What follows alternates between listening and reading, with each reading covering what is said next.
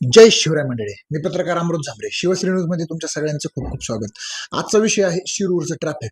तुम्ही हे जे पाहताय ना, हे सगळं आणि सगळं शिरूरचं ट्रॅफिक आहे. तुम्हाला असं वाटतंय ना, आपण मुंबईमध्ये प्रवास करतोय, कारण ही परिस्थिती आणलेली इथल्या नगरपालिकेने. नगरपालिका असली इथली, अजिबात कामं तर करणार नाहीच नाही, फक्त दिनदोरा पिटवणार का? आम्ही शिरूरच्या नगरपालिकेत कामाला आहे. ह्यांना पगार घ्यायलाच फक्त गोड लागत आहे, पण कामं करा ह्यांना गोड लागत नाही. यांनी काय केलं माहिती आहे का? शिरूर पोलीस स्टेशनच्या कर्मचाऱ्यांवरती सगळी कामं ट्रॅफिकची सोपवलेली आहेत. म्हणजे ट्रॅफिकची तर कुठं सोय केली नाही, नो पार्किंगची कुठं सोय नाही. आणि याचा परिणाम असा होतोय, नागरिक आणि पोलिसांमध्ये एकदम तफावत चालू आहे. नागरिक म्हणतात इथं नो पार्किंगचा बोर्डच नाही, तुम्ही फाईन कसं काय मारला?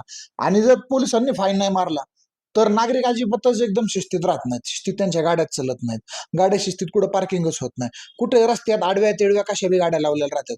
पण याला जबाबदार आहे फक्त शिरूरची नगरपालिका. जर शिरूरच्या नगरपालिकेने नो पार्किंगचे जर बोर्ड लावले किंवा ट्रॅफिकच्या जर तुम्ही पांढऱ्या रेषा आखून दिल्या, तर कुठंतरी याची एक अंमलबजावणी होईल आणि समविषम तारखेला गाड्या पार्किंग केल्या जातील. याने पोलिसांचा त्रास कमी होईल. माझं तर म्हणणं असं पोलिसांना त्रास झालाच नाही पाहिजे. पोलिसांना याने गुतवलं फक्त ट्रॅफिक काढायला.